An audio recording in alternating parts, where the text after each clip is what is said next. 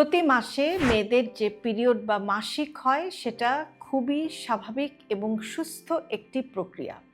কিন্তু আমাদের অনেকেরই এই পিরিয়ড বা মাসিক নিয়ে স্বচ্ছ ধারণা নেই বা অস্পষ্ট ধারণা আছে, এবং অনেক সময় দেখা যায় যে এটা নিয়ে আমরা কিন্তু অনেক ধরনের ভুল ধারণাও আমাদের মনের মধ্যে পুষে থাকি। আজকের ভিডিওতে আমরা পিরিয়ড বা মাসিক নিয়ে আপনাদেরকে একটি স্বচ্ছ ধারণা দেওয়ার চেষ্টা করব, যেটা আপনাদের জানা দরকার। কিন্তু অনেক সময় দেখা যায় যে আমরা এই কথাগুলো কিন্তু বলি না।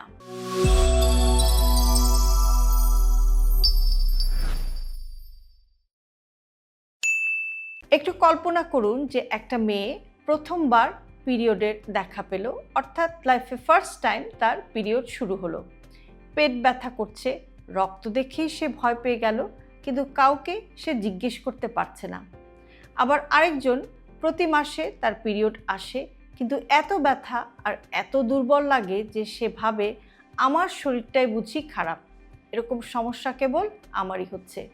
কিন্তু আসল প্রশ্নটা হলো, আমরা কি সত্যি পিরিয়ডকে বুঝি বা বোঝার চেষ্টা করি, নাকি আমরা শুধু সহ্যই করে যাই?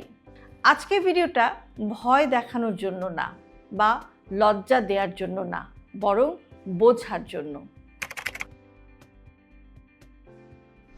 পিরিয়ড বা মাসিক আসলে কি? প্রতি মাসে মেয়েদের শরীরের ভেতরে একটা সুন্দর প্রস্তুতি চলে। জরায়ু বা ইউটেরাস ধীরে ধীরে একটা নরম উষ্ণ আস্তরণ বানায়, যেন ভবিষ্যতে সেখানে একটা নতুন জীবন নিরাপদে থাকতে পারে। যখন গর্ভধারণ বা প্রেগন্যান্সি না হয়, তখন শরীর বলে এই আস্তরণটা আর রাখার দরকার নেই, আর তখনই এই আস্তরণটা রক্তের সাথে ধীরে ধীরে বের হয়ে আসে। এই পুরো প্রক্রিয়াটিকেই বলা হয় পিরিয়ড বা মাসিক। এটি অত্যন্ত স্বাভাবিক এবং সুস্থ একটি প্রক্রিয়া। এটা কোনো নোংরা রক্ত না, এটা শরীরের পরিশ্রমের ফল। পিরিয়ডের বয়স এবং সময়। সাধারণত 10 থেকে 15 বছর বয়সে মেয়েদের শরীর পিরিয়ডের জন্য প্রস্তুত হয়।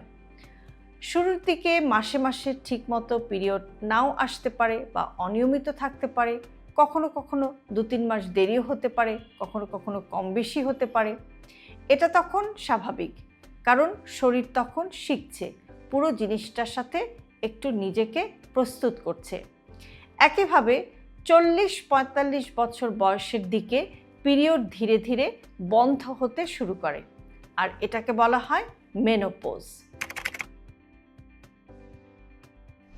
স্বাভাবিক পিরিয়ড কেমন হয়?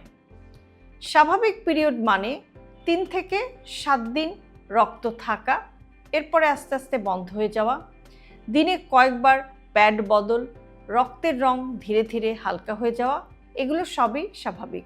হালকা ব্যথাও থাকতে পারে, কোমরে একটু টানও ধরতে পারে, অনেক সময় মুডও একটু খারাপ হতে পারে। এগুলো প্রতিটা জিনিসই কিন্তু একদম স্বাভাবিক প্রক্রিয়ার অংশ। কখন বুঝবেন যে সমস্যা হচ্ছে? একটা গুরুত্বপূর্ণ জায়গায় আসি, সেটা হচ্ছে যে আপনি যদি দেখেন যে প্রতি 1 ঘন্টায় প্যাড ভিজে যাচ্ছে, অথবা 7-8 দিন পরও রক্ত আর থামছে না, বা রক্তের প্রবাহটা, রক্তের যে ফ্লো সেটা কমছে না, বড় বড় রক্তের চাকা বা দলা বের হচ্ছে, দাঁড়াতে কষ্ট হচ্ছে, হাঁটতে কষ্ট হচ্ছে, মাথা ঘোরা, চোখে অন্ধকার দেখা, এগুলো কিন্তু আর স্বাভাবিক পিরিয়ড না। এগুলো শরীরের চুপচাপ সাহায্যের ডাক। পিরিয়ড নিয়ে প্রচলিত কিছু ভুল ধারণা আছে। অনেক সময় আমরা ভাবি যে পিরিয়ডের সময় গোসল করা যাবে না। এটা খুবই ভুল একটি ধারণা। পিরিয়ডের সময় যদি গোসল না করা হয়, তখন কিন্তু ঘাম, রোগ জীবাণু এগুলো জমে ইনফেকশনের ঝুঁকি আরও বেড়ে যায়। বরং এই সময়টাতে বিশেষভাবে পরিষ্কার থাকাটা খুবই গুরুত্বপূর্ণ। আরেকটা ভুল ধারণা আছে, পিরিয়ডের সময় টক খেলে রক্ত বাড়ে। এর কোনো বৈজ্ঞানিক প্রমাণ নেই। টক খাবার শরীরের কিন্তু ক্ষতি করে না। আরেকটি ভুল ধারণা, পিরিয়ডে মেয়েরা দুর্বল।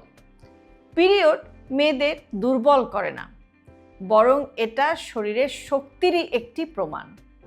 আবার অনেকে এরকম ভাবেন যে পিরিয়ডের সময় কোনো কাজ করার দরকার নেই, এ সময় একটু বিশ্রামে থাকাই ভালো।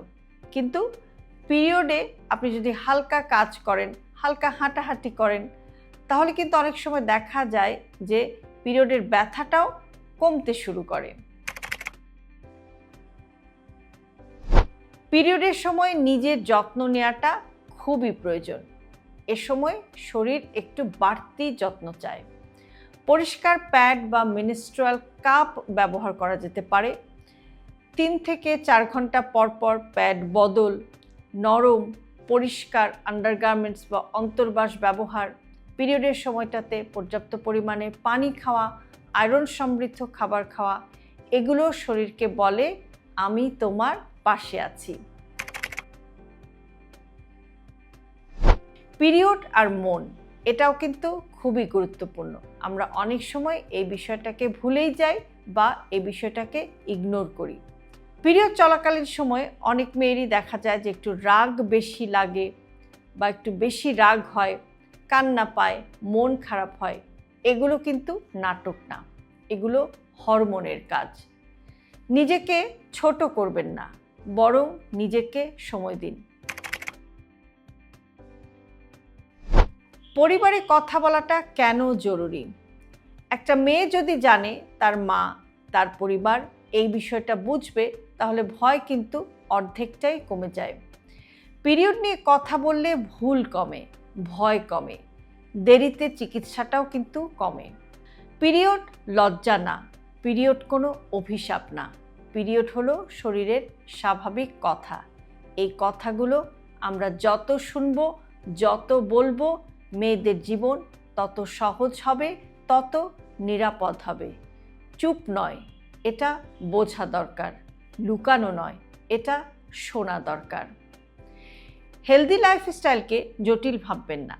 আপনার দৈনন্দিন জীবনে ছোট ছোট অভ্যাসের পরিবর্তনই আপনাকে নিয়ে যেতে পারে একটি সুস্থ জীবনধারার দিকে। আর সে কারণে আমরা সব সময় বলে থাকি হেলদি লাইফস্টাইল সিম্পলিফাইড। আজকের ভিডিওটি যদি পিরিয়ড বা মাসিক সম্পর্কে একটি স্বচ্ছ বা পরিষ্কার ধারণা পেতে আপনাদেরকে সামান্য একটু হলেও সাহায্য করে, তাহলে অবশ্যই ভিডিওটি শেয়ার করতে ভুলবেন না আপনার প্রিয়জনের সাথে। আর এরকম আরও ভিডিও প্রতিদিন পেতে সাবস্ক্রাইব করুন আমাদের ইউটিউব চ্যানেল এবং ফলো করুন আমাদের Facebook page with doctor Shahnaz Chowdhury.